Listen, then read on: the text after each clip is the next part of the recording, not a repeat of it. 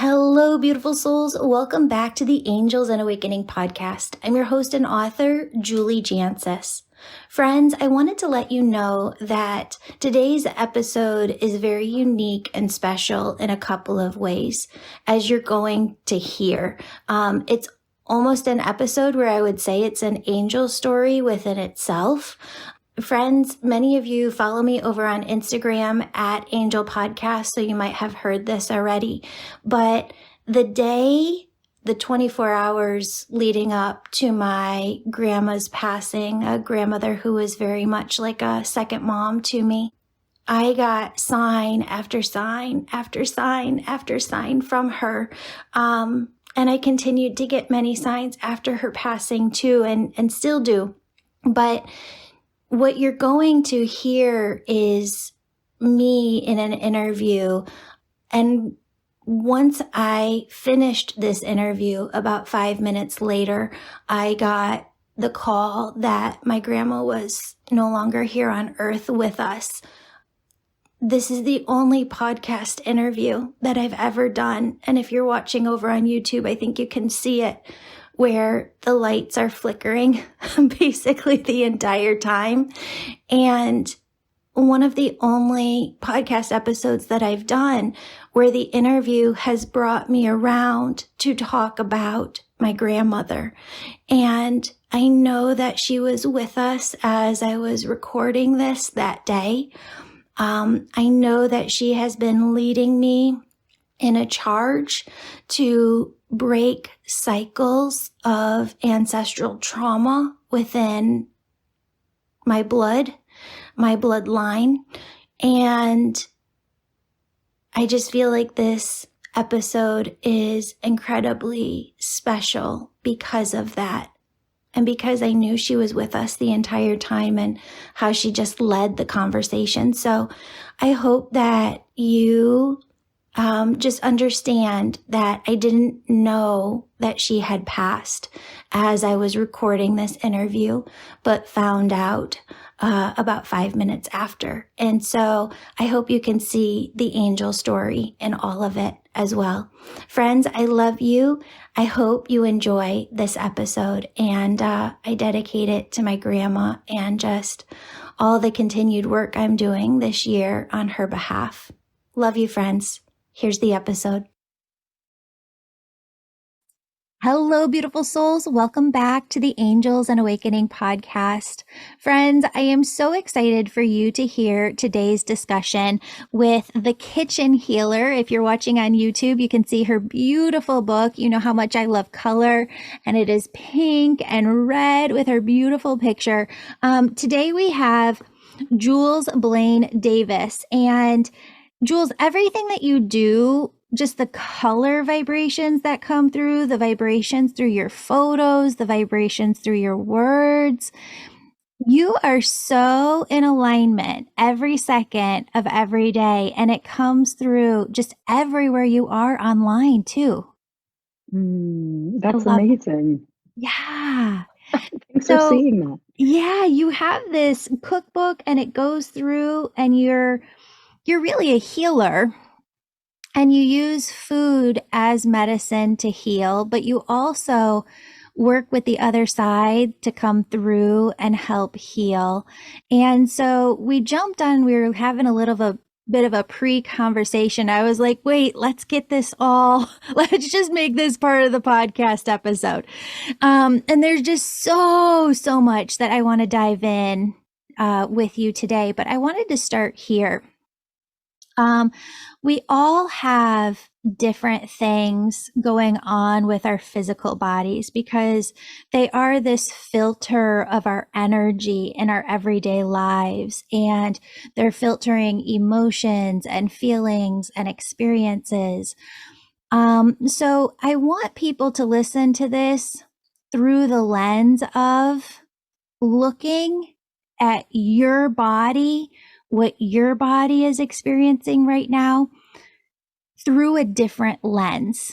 A lot of times when we look at what our body is experiencing, we just want to grit and bear it and move through it and not deal with the root of it. And so I think as people listen today, you're going to hear Jules get to the root of things. And I have been working with my voice for the last year and a half plus now, where I have worked with dozens of different people, every single doctor that you could imagine, gone to the best specialists in the US, had needles poked into my throat, had scopes. I've had so much like looking in of what's going on, worked with different voice coaches, and thought it had all gone away. And this week it came back. And I've learned that some of it is due to overuse. I'm a vocal athlete. I speak all the time. But I have these different things going on. I've talked about it before on the podcast. I know that diabetes runs in the family.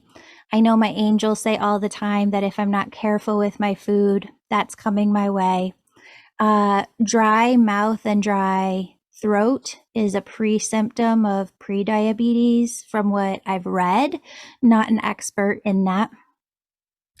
And then living in Illinois, if anybody lives in Illinois or the Midwest, it's like allergy central for some of us. I am allergic to everything, trees, grasses, ragweed especially.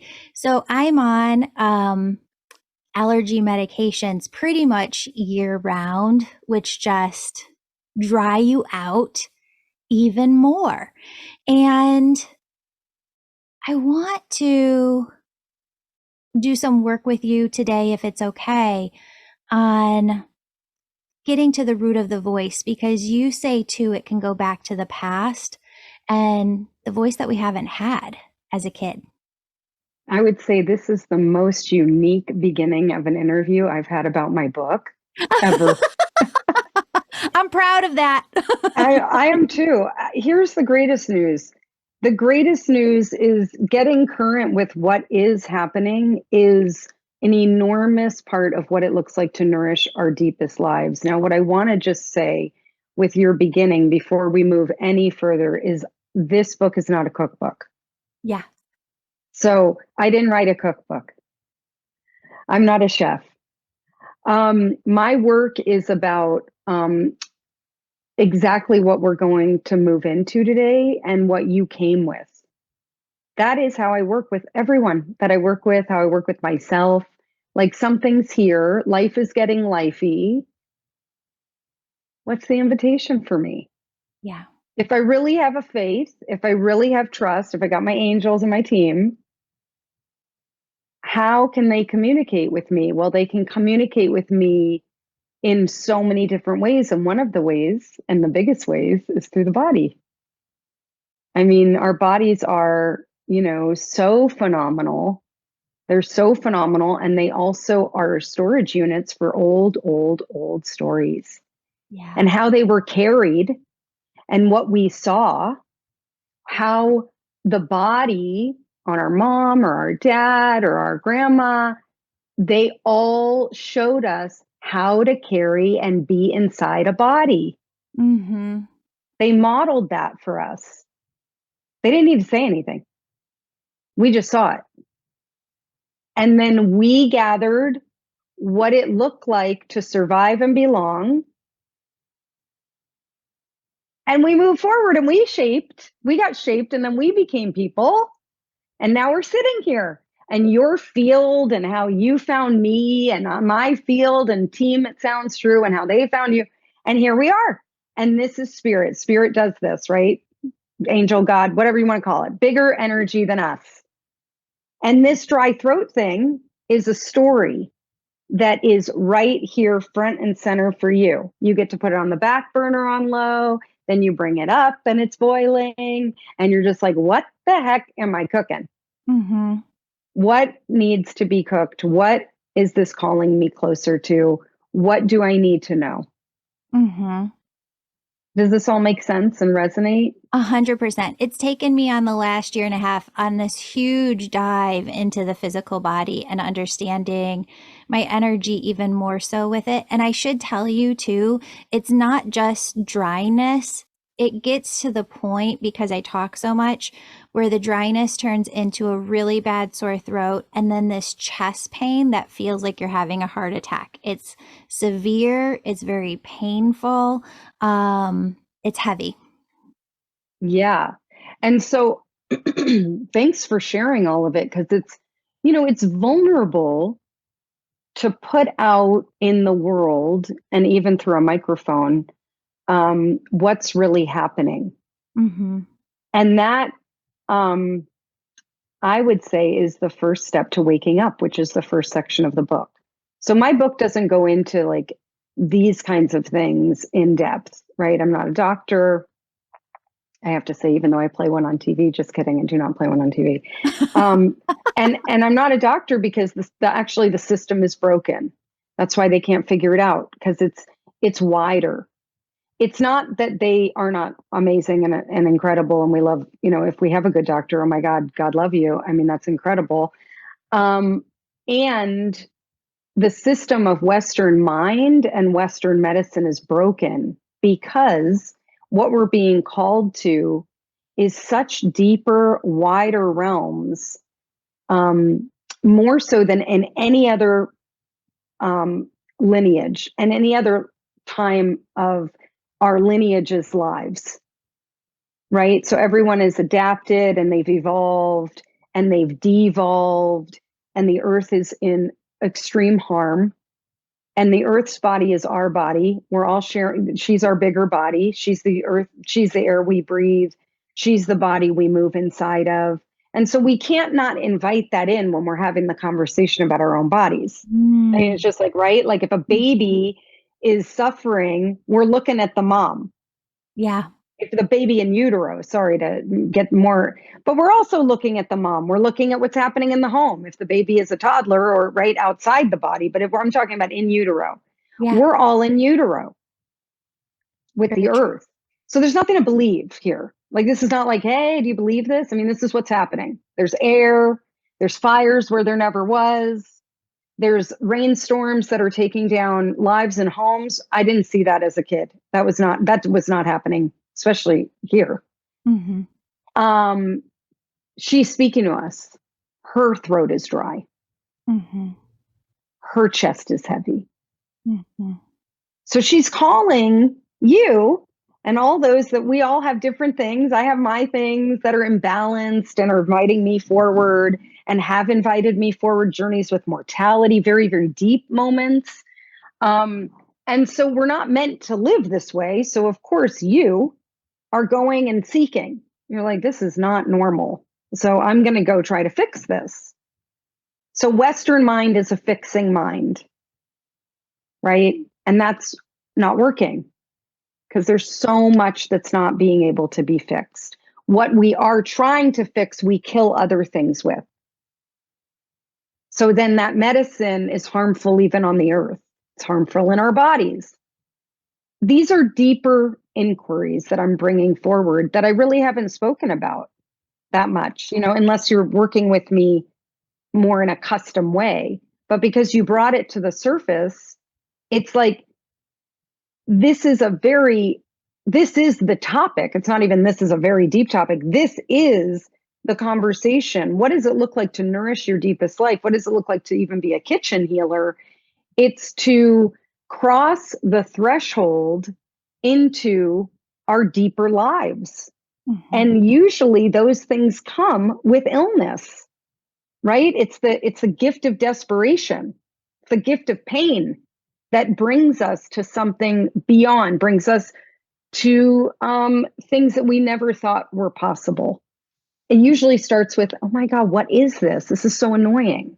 Mm-hmm. This is, oh my God, do I have something really serious, right? But our mind is shaped from all the stories we came from. So how did you see illness in your home? What did it look like? Did everybody push through, or were they on the couch out for 3 weeks, even though they were fine by 2 weeks? What was the story? So my work is around what the story is, and then what that calls in, because I'm all about calling in a team, whether it's, I have phenomenal people on my team and also who I refer out of like, ooh, you know what, that's coming in for you. And then before you know it, the dry throat starts to shift. The chest starts to shift. And again, this is not like magic. It's just you saying, okay, did all those other things and that stuff didn't work. I'm usually one of the last people come to, which is like the homeopath. My homeopath used to always say that, right? He'd say like, I'm the last, which is harder because now you've gotten some other things that came along, right? And so, yeah, I would be so curious in terms of when you said getting to the root, like of your voice, you also called yourself a vocal athlete, which I love so much. You know, it's like that is the, you know, the root, and what is it to nourish? What would it be to nourish instead of moving forward to fix? Right. If you paused, what would it look like for you to nourish that root?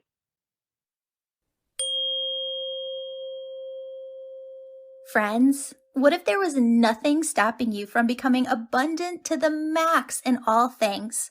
Finances, time, nothing was holding you back from becoming your healthiest, happiest, most financially abundant self yet.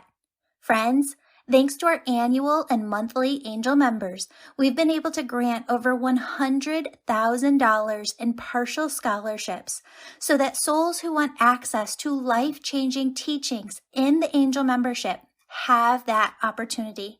And we have more partial scholarships to give.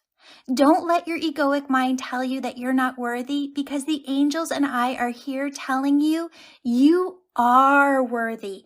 This is your year. But I can't help you get where you're going if I'm not working with you in one of my programs. Become an angel member now. Go to theangelmedium.com, then the angel membership tab to sign up. If you need a scholarship, let us help you. Scroll to the bottom of the Angel membership page and click the link for partial scholarship options. Links are in the show notes. And thank you. Thank you for coming together as a community. Thank you for contributing what you can each month.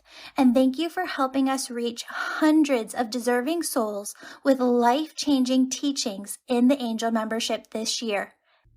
This is going to be your best year yet.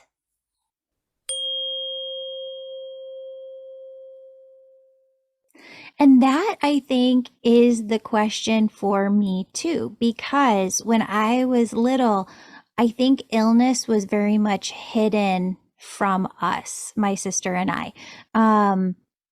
Nobody really got sick. When my grandfather got cancer, though, it wasn't like we were around him to be able to see it. And we weren't even allowed to go and say goodbye to him, even though we were very close to him and had lived with him for a time, because they didn't want us to see him that way. So it was just that health was shown to us. And if you got sick, you took a day off or you went to the doctor, you got some antibiotics, and you get right back on the train and you just keep running. Exactly. And I love that you're sharing illness was hidden. And so the throat is, you don't have a skin issue. Your body has chosen something that's hidden. So you can hide the dry throat. I mean, no one knows. Yeah. No one knows that your chest is heavy. Like no one knows anything. You're just sharing with us, right? So that means you have to use your voice, which is reshaping the story for you already by sharing it, especially to your audience. Then they didn't want to see it. And then you said they didn't want you both to see it, only health. And what's so fascinating is this is health. Yeah. So your definition of health was to be healthy. Yes. This is also bringing into the field Gabor Mate's new book, The Myth of Normal. He's also speaking about this and what normalcy really truly is in our Western society and in Western medicine. So just to kind of put that on the map as well. He's a really big teacher of mine, and he's also in the field. And so this idea of what is health, and then of course, when I even asked you, what is it to nourish the root? You went to the past. So what I'm going to ask it for you again, what would it look like just for what you know. We only know what we know in the moment. We'll know more in a minute. But right now, we only know what we know. What would it look like for you to nourish this throat piece? You have it in you. You already know. So I want to hear from you. What would it look like to nourish this? I keep getting slow down, do less, enjoy more. I think that slow down, do less are incredible prescriptions, right? They're not on like a prescription pad. I mean, until you hang with me, like right now. Oh, I love you, It's all Jules. throughout the book. Slow down, like it's in everything. It's on every page because I'm reminding myself too. Me too. I'm living this culture too. Yep. Your dry throat is my dry throat, right? We're in this together. It's like, oh, if you're imbalanced and trudging through, then I can't see myself in you. So your healing is my healing, right? So my healing placed me here in this conversation with you. And it continues. There's no period after the sentence. I'll never graduate from being healed. There's no such thing. My body will continue to change, right? So this idea of slow down, do less, and then your mind probably wanted to get involved and excited about something. So she was like, let's go get ice cream and enjoy more. Enjoy more takes us out of what the harder thing is. Slow down. Enjoy more. Yep. Oh my God, one more thing to do. I'm going to enjoy. We would put that right at the top. Slow down and do less feels like, what do I do in this town? Where am I staying? Where did I park? Who am I? I mean, it's not easy. That's why Yeah, no and one's I doing just it. had something come up for me there. Yeah, when I was little, a couple different things. My mom would come in and legit, I'd be just like playing on the floor in my room, and my mom would come in, and her go-to saying was, and I love my mom, but This is she's going to be so. hysterical. I love her too. Oh my God, 5 years old. Are you being productive? What the hell does productive mean, Mom? I don't know what the hell you're talking about. Are you being productive? Are you being productive? Well, I sure quickly learned what being productive was. And what And was it? so that just fiddling with stuff, working on projects, organizing, doing my homework, reading, learning something, being on task instead of doing the nothing or slowing down. And then I always got rewarded for that. So being an Yeah. achiever and becoming an achiever was always rewarded for that. And if I wasn't achieving, it was kind of that, well, where could you be productive? Yeah. Like there's definitely something wrong. Like if Yes. you got to find the next thing. Yes. Because if the template, and again, this is the Pavlovian theory, right? It's like, okay, if that thing it brings in a lot of things, dopamine, cortisol, I mean, everything is wrapped up in that. We're shaped in that. I mean, to slow that down, again, in the Western mindset would be like, are you crazy? I mean, here, which is so crazy because that other way of doing things is nuts. But none of us knew that because we live here. Again, this is also very poignant to say that this is an American value. Mm-hmm. We are the youngest, and we're like the free and the brave, but we're not truly free. We're essentially, I mean, we're on a rampage with our freedom. We're like toddlers, because we don't have, like, again, let's bring the roots back. We don't have the tap roots, and we're like new little flowers. And as we stomp everywhere, nothing's going to grow. Now, if you go to Europe or you go to places that have a lot more values, traditions, nourished taproot, you're not going to see that. You're going to see the really big trees that can hold your toddlerness. But in America, we don't have that. So I want to go back to this template. And just so, again, I can't stop, and I'll keep repeating it here in our time together, that your courage to share is beautiful because it allows everyone to go me too. And in the book, I talk a lot about me too medicine and how it opens us up when we hear other people's, experience, strength, and hope. We hear people's stories or something we're doing that can be completely cray, where our higher self is like, that's nuts. Can you stop? But the somatic self just wants to keep going because we don't know any other way. It's like, wait, when I do that, I get the cookie. I mean, like, what? Of course I'm going to go get the cookie.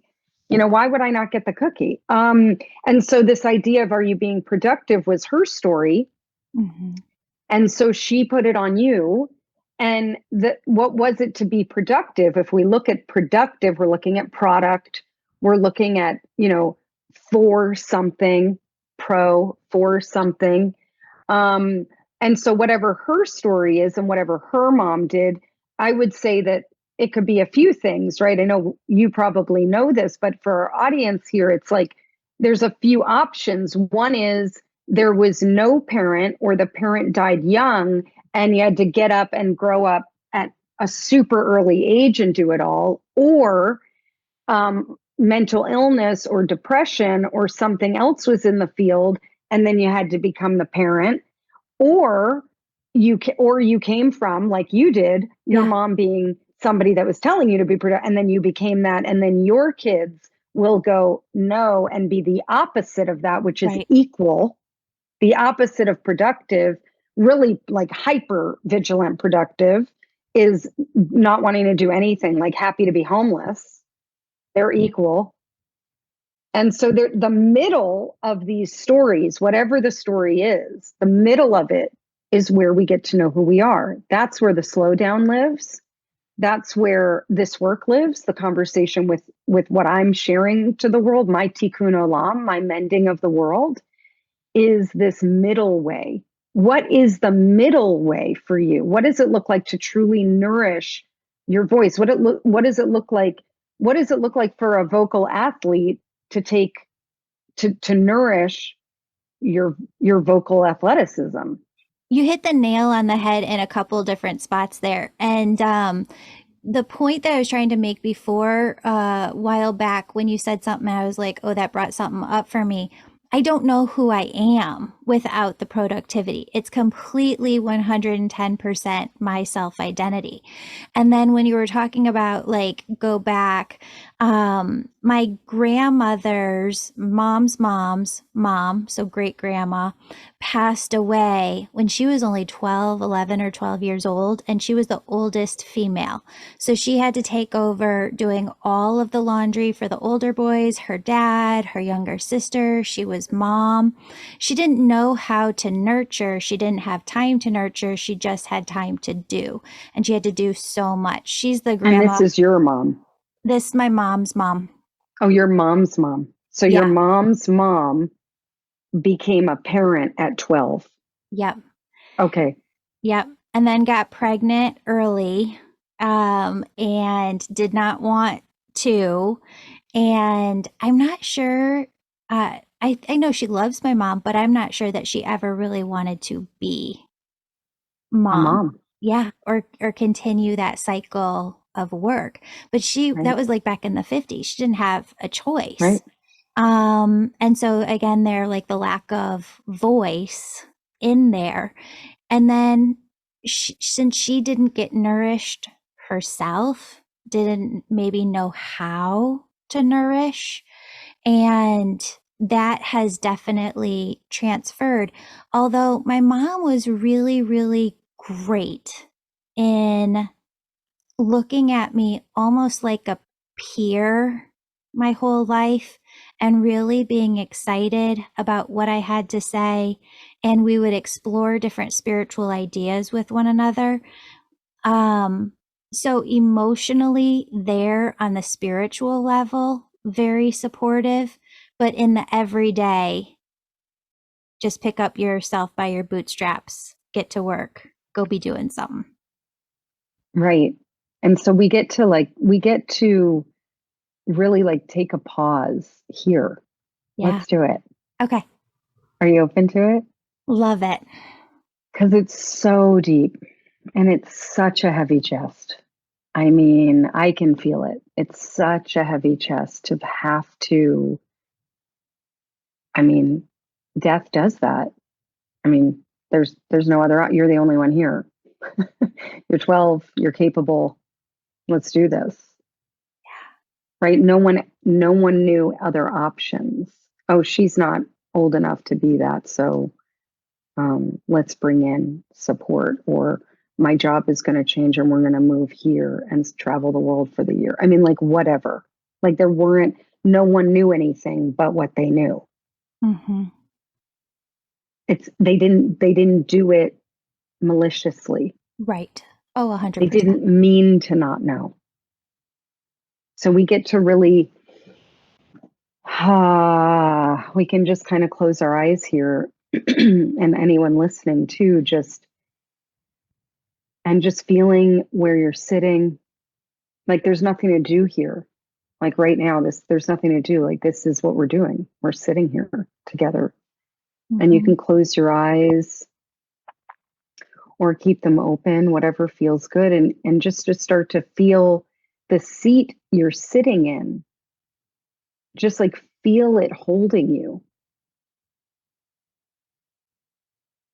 Like, that's it. Just like orient yourself to being held by the seat you're in. And so, in that feeling, along with your breath,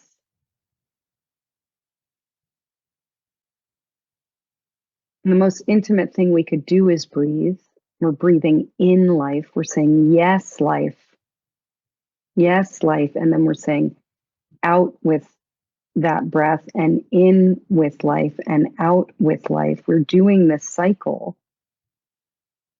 And so, as we do that, and just allowing the weight of your body, and it's almost like a shift you'll feel, like just allowing that shift to being held.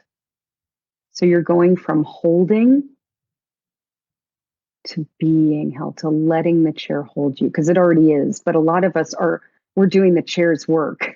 Like, we could all sit in chair. Like, no, the chair's there for you, or the bed, or the couch, or in the car, wherever you are, just letting yourself be held by what's already holding you.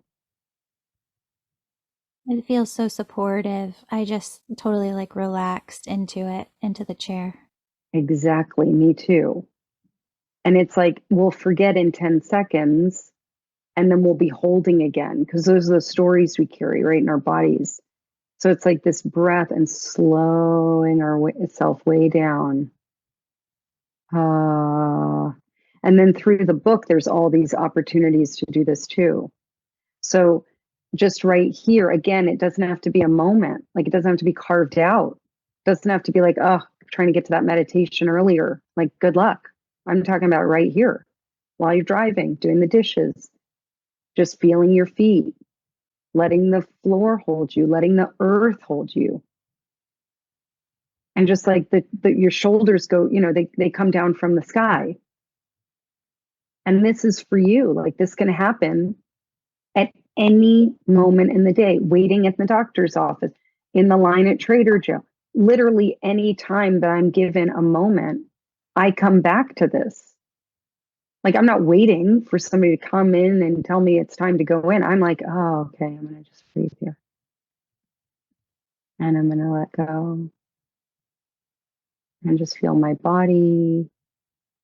And then, oh, it's my time for the whatever. Like, we get to just allow this moment. We're rushing our lives. Mm-hmm. We're rushing our lives.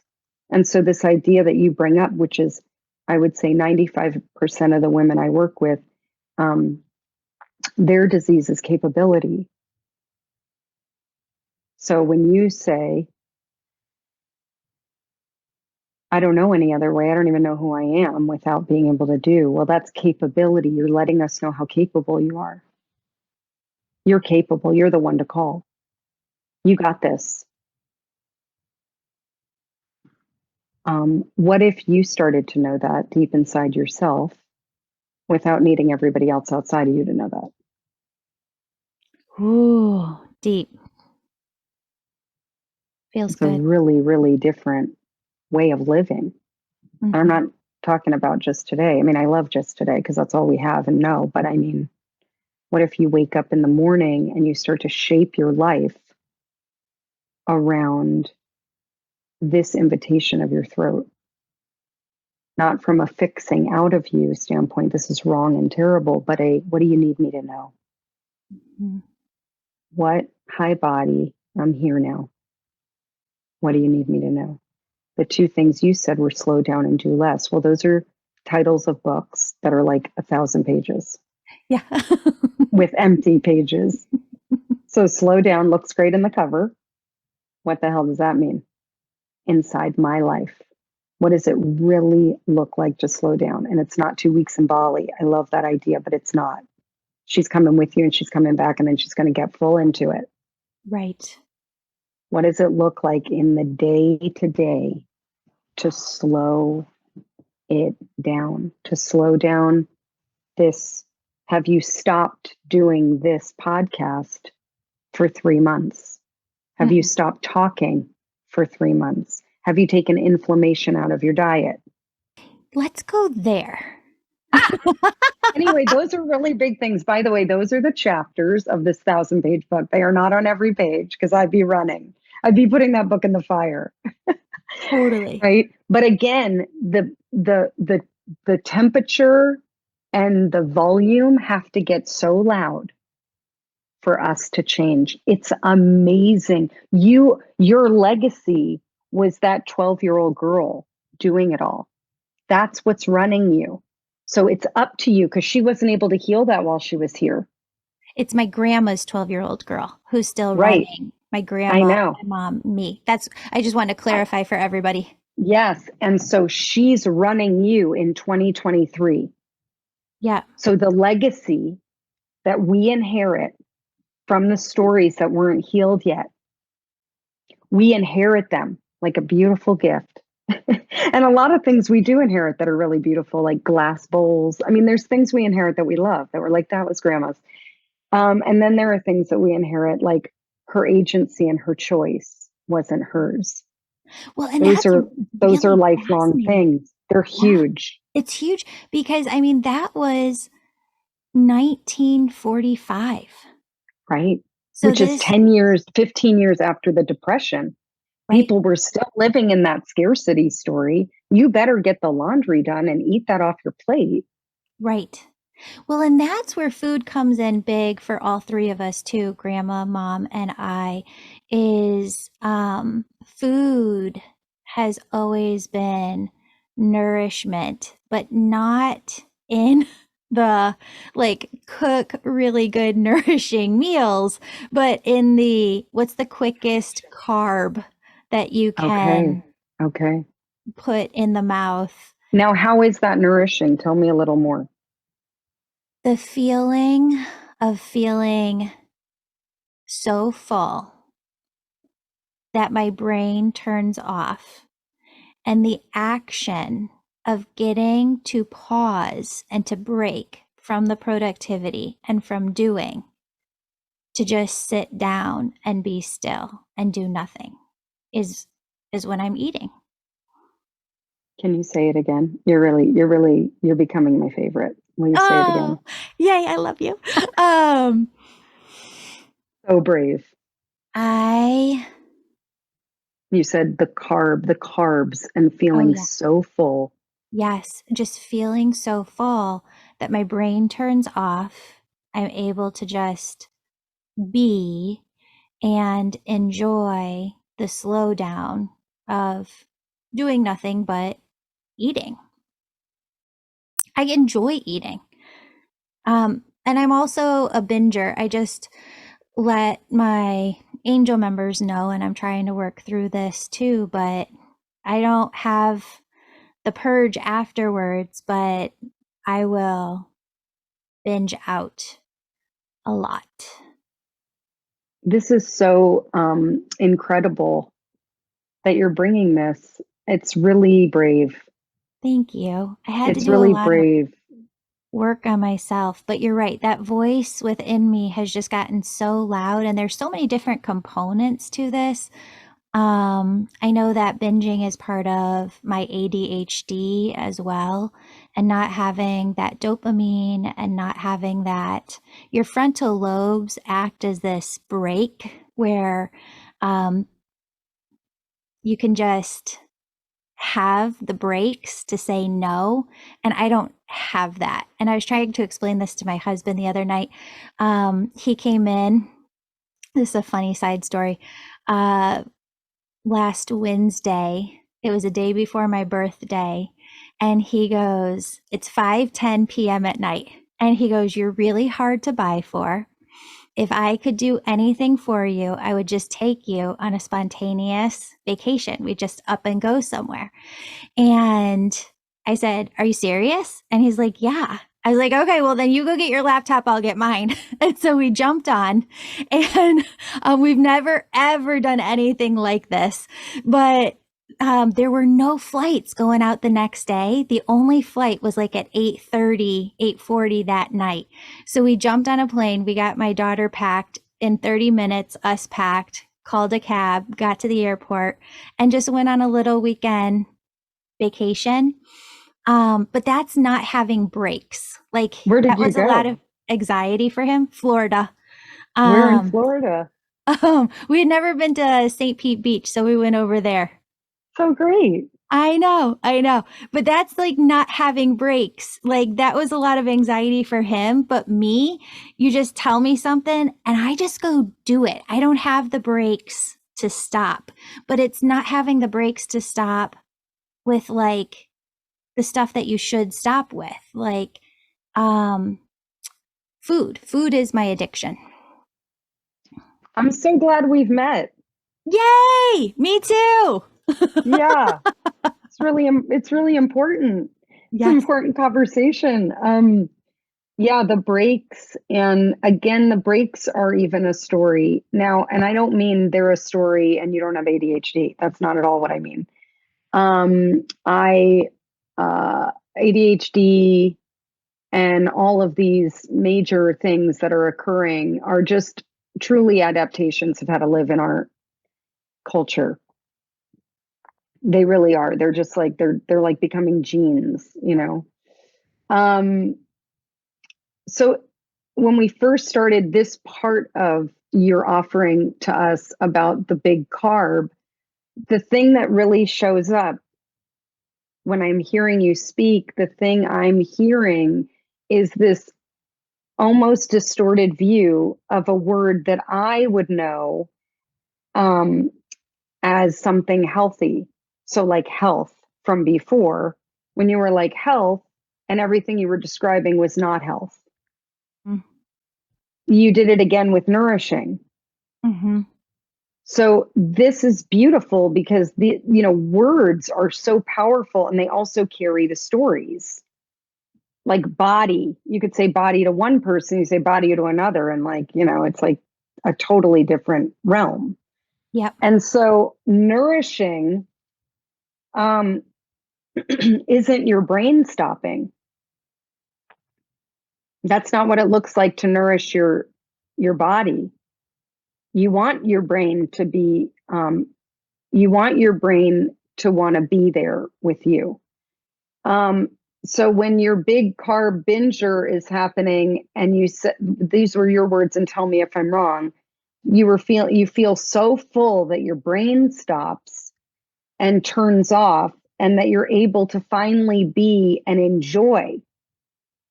So that's the piece that has the microphone. Perfect.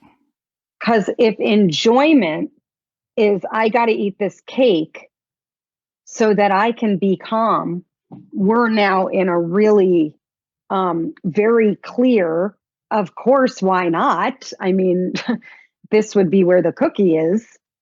We're in a very clear conversation with what the food is providing for you. That it is providing medicine for this extremity that goes on. You're either full on at 1,000 or you're at 0. 100%.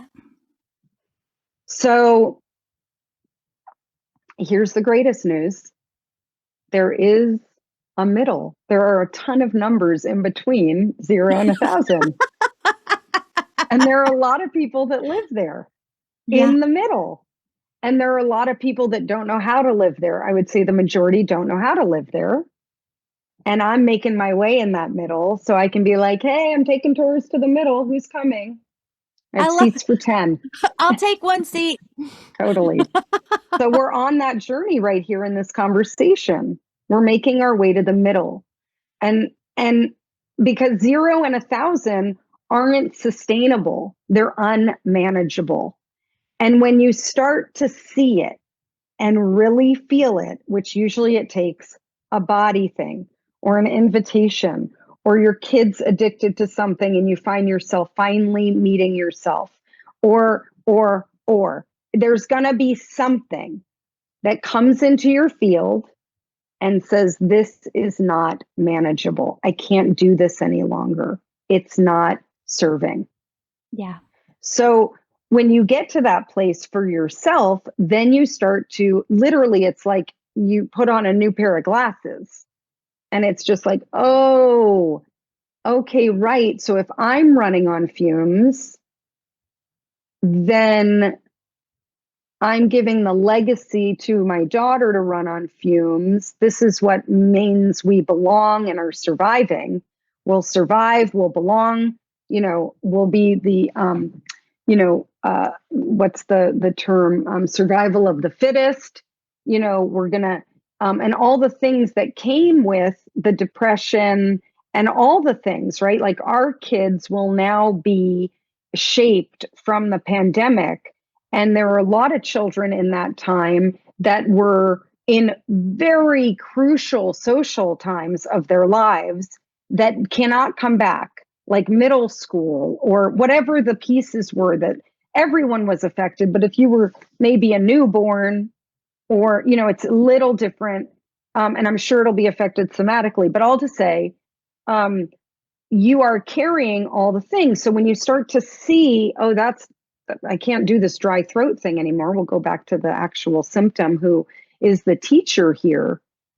Then it's like, oh, what's the dry throat mean? Okay, let's go a little further in. Okay, what's in this room? I have a very loving, dimly, perfectly lit light headlamp where I'm looking in there with you. And I'm just like, okay, what's in this drawer? And what's in this? Okay.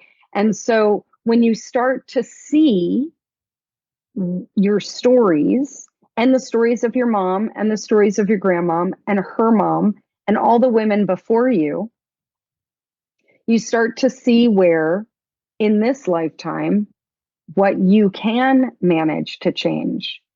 And it does take courage to change because you're literally, if you look out to the culture, everyone's a me too for what you're doing. And everyone's like, me too. What's your blood work? Oh, I'm pre-diabetic too. And everyone's like, yeah, totally. What are you getting at Starbucks? Like everyone wants to connect about their illness, but no one is doing an intervention for slowing down. They're only doing it when you're on heroin and on the street. So that's our culture. No one's saying, wait, hold on. Have you gotten a massage this week? What are you doing? Like, stop everything. Cancel your whole week. This is not okay. And like getting so serious, like 6 friends to be like, why don't you have a team right now? You have this dry throat thing for a year. Like, are you joking? This has got to stop. No one's doing that. It's only when we're like, our limb is falling off or when we can validate ourselves to be in the emergency room. Yeah. My work is really very much an invitation to prevent the ICU. Usually we're already in an ICU. Oh. And so we're already in that by the time we're having the conversation. To get to the place where you're brave enough to share with your audience all these things. And also a lot of the work that it's going to take is quiet. It won't be like postable. It's not billboardable. It's not interesting, actually.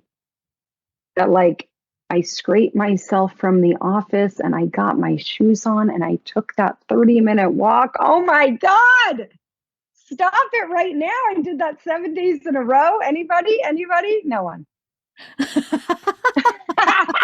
No one is like, woo, other than maybe my coach and my, accountability partners, all the things we're trying to change until it becomes who we are. So my work is about helping you with these stories, supporting you, giving you heart work, which is all throughout the book, that then gets you closer and closer and closer. And so many things will start changing immediately. And then there are other things that are hanging on for dear life and don't want to go anywhere. And then as you keep doing it, you do the things you never wanted to do. You keep doing it, and I have your hand, or whoever you've chosen for your team. They're not going to be family members. They're not going to be friends. This does require investing in yourself. And then things change. And then things change. And then things change. And then you don't even recognize this woman. You can have empathy for her. But you no longer are okay with living inside your disease. You're no longer okay with that old relationship of capability because something greater spoke, whether it's your body or your daughter. For me, it was my children. It was like, oh no, it can't be what that was. So, okay, got to change it. And then I know better. I wasn't able to do better. So it's many, many things. But this idea of slowing down, and that slowing down comes when you've stuffed your body to the place of illness, and that you don't even have a hunger gauge. Right. Means I or hurt a fullness myself. gauge. Exactly. I hurt myself to then get to slow down, which is not healthy. Meaning that's not nourishing. But here's the thing, it's because you carry the story around it. And how do you know how to get out of it? I mean, you need support. So let me ask you this. What does nourishment look like for you in your everyday life? How do you nourish yourself? What does that look like? I'm taking it right from your palette. It usually lives and feels like slowing down inside a carousel of insanity, which is my mind. Yeah. I came from a home where angst was the normal temperature, right? So I write all about that in the book. Like, my mom ran her day or her house like she was ready with full makeup on, and ready to go to that CEO of Google meeting when she was headed to the dry cleaner with a pillow. Like, we're doing this because she also raised her siblings.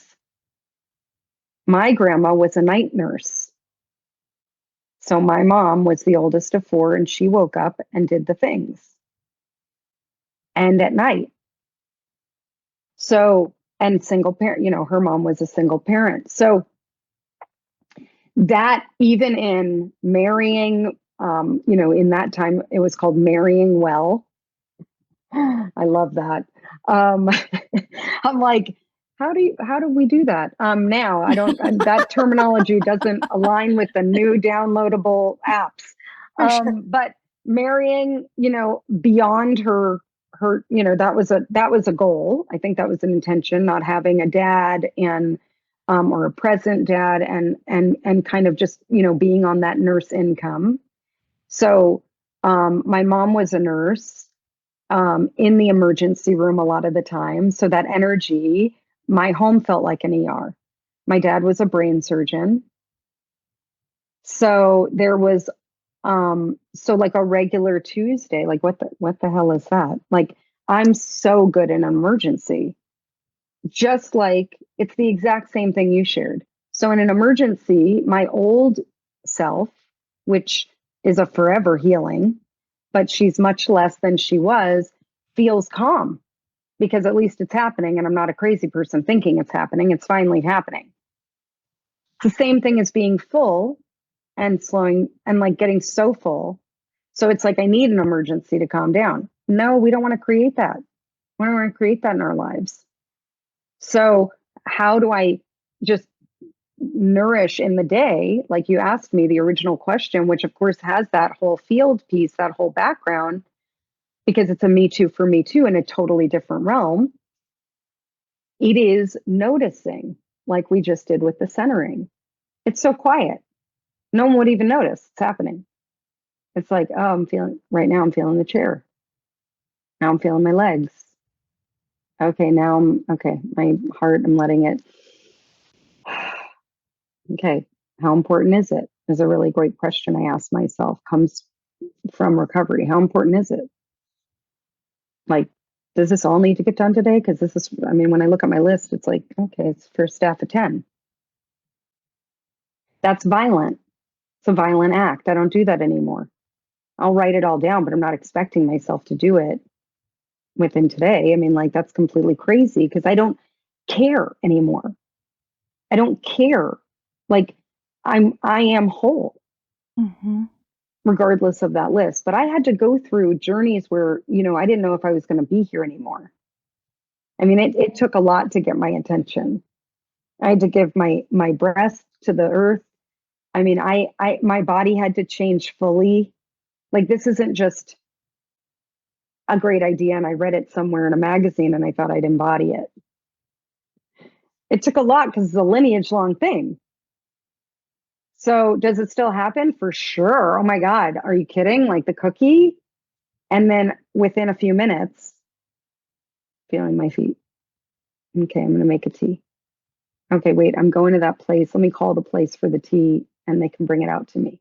Where can I nourish so that I'm loving me so that I can serve you? Because me serving you from that place and right here without a body isn't going to change our planet. And my devotion to being here and the commitment I've made, honestly, with the earth and with that bigger energy that holds me, call it whatever you want. I said, if I get to stay here, I will be as light on you as I can be. Because our heavy chest, our heaviness isn't supporting her, whether you recycle the Yoplait carton or not. Has nothing to do with that. It's an inside job. But we need each other. We need to have these conversations so that in the day, when you're on your own, your default is either an enormous croissant to slow down, or, which sounds really great, by the way, but then what can we put with that? Probably maybe salmon and a few other things to really support your body. But all the things are just like, how do you get to slowing down before you even wake up?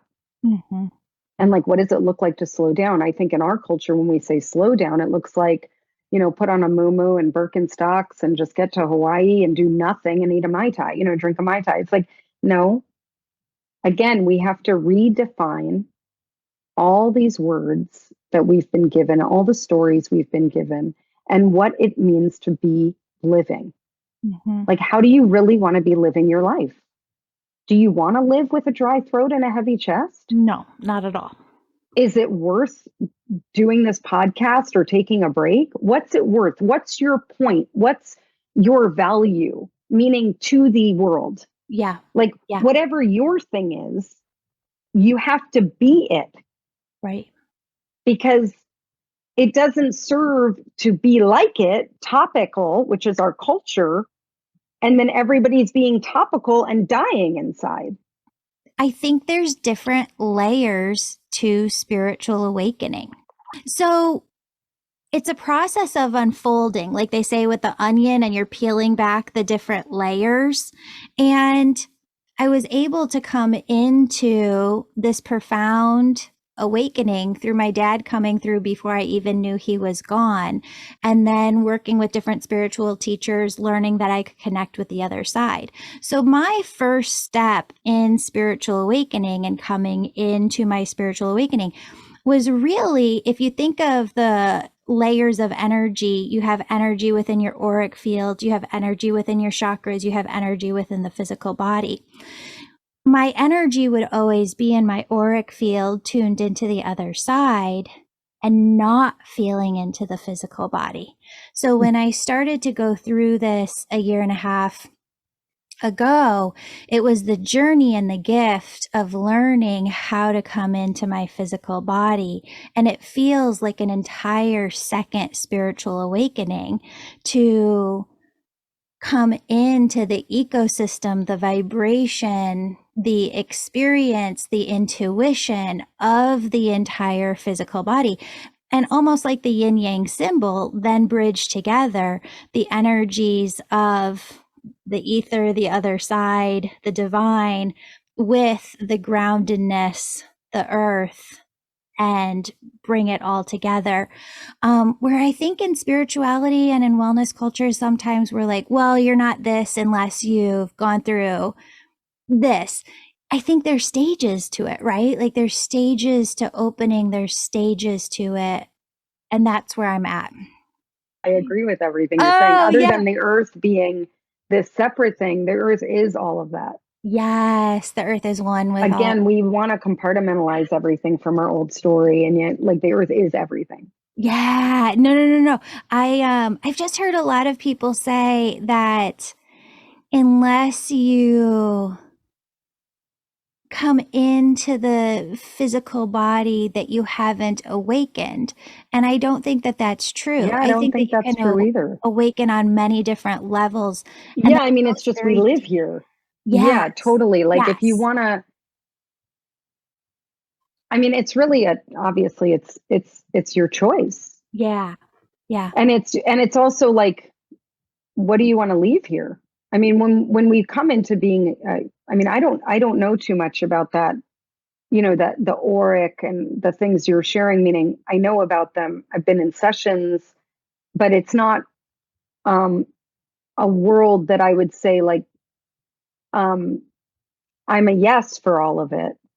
And this work and this conversation in the realms of what it looks like to nourish our deepest lives um, is a yes for connecting in all the ways.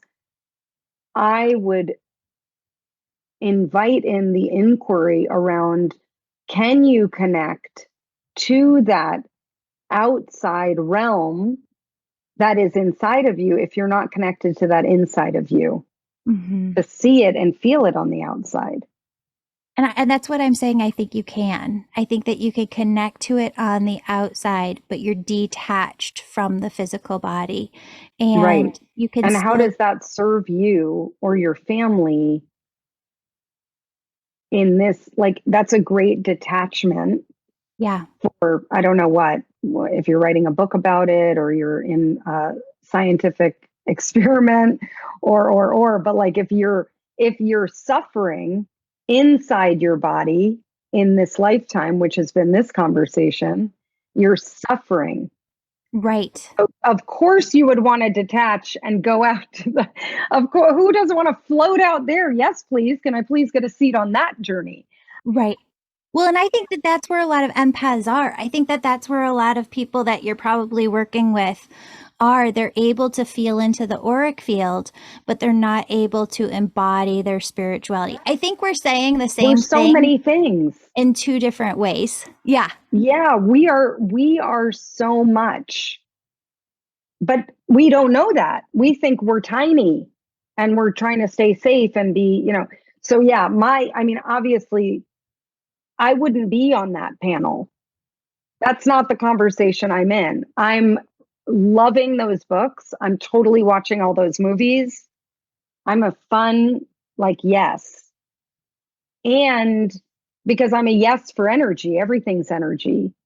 And again, if my energy inside isn't matching that wide, just infinite intimacy with what you're sharing that you love and can connect to, it's almost like you're taking crumbs while you're in a body. And it's like, wait, hold on. If you believe in the outside thing, why aren't you believing in the inside thing? They're the same. Right. Right. I would be like, I'm interested in that. Like, I'd want to understand, well, if that's so infinite, so are you, because you're that. And so, and then we bring it into like a Monday and we're like, what? And it's like, why can't Monday feel like that? And so Right. that's where the story blocks it. Like, oh no, on Saturdays we do that, but every other day we sin. What? I'm so confused. Why aren't we more aligned with the infinite intimacy of the galaxies and the energies and the auras. Yeah. I don't think people know how to nourish themselves, at least in my case, because they weren't nourished themselves. I know, And love. I don't think that they know what it looks like. So how can you do Exactly. something that you don't know what it is? Exactly, until you pick up my book and you Yes. start looking at it and you go, wait, hold on, we do that. Oh, but then we could do that. Oh, we could try woodboard love in the house. Oh, cool. I love that freedom. Oh, because really it's rhythmic. Being nourished is a rhythm. There's consistency to it. It's a practice. It's ritual. It's changing your home culture. Again, if you're a compartmentalizer, as most of us became because that was survival, we'd have to rewrite that story. Yeah. Oh, Jules, thank you so much for being here, everybody. If you're on YouTube, you can see it's The Kitchen Healer, The Journey to Becoming You. Jules Blaine Davis. I love this photo. I love your work. Thank you so much for just being the most like high vibrational frequency in this world. You too. I loved being with you. Thank you. Of course. Jules, everybody can get your book on Amazon, I'm sure, everywhere you can find books. Anywhere you can find books, yes, you can. People are sending me books so I can sign them. It's hilarious. There's all different ways. There's a bookstore here in Los Angeles called Vroman's. There's usually signed books there. But yeah, you can get them Amazon Bookshop, your local bookseller. Yeah, supporting your local book people is the best. But also Amazon's great too. And in terms of finding me, I am at julesblainedavis.com. There's really beautiful opportunities in which to connect. So really beautiful to be with you. Thank you so much. Oh, you too. All my love.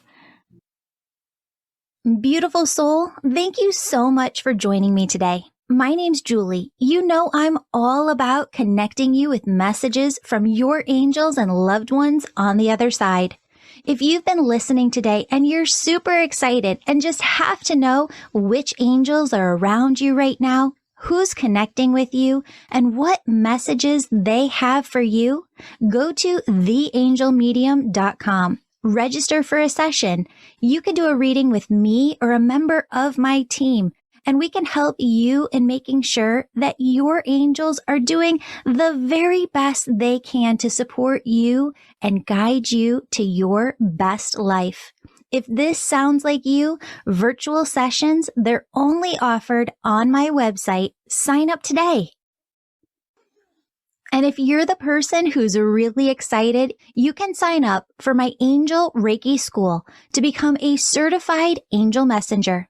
That's for the healers among us who feel called to grow their intuition to the max and serve humanity with their gifts. You'll learn Reiki, mediumship, how to deliver angel messages, and how to get clients. That's the Angel Reiki School at theangelmedium.com or DM me on Instagram at Angel Podcast with any questions. Before you go, connect with your angels by placing your hands on your heart. Take a deep breath. Imagine a doorway filled with God's unconditional love is right in front of you. Step into that love and feel it as it fills your body, chakras, and auric field. Now ask your angels, what would you have me know today? And open yourself to the positive, loving messages they have just for you.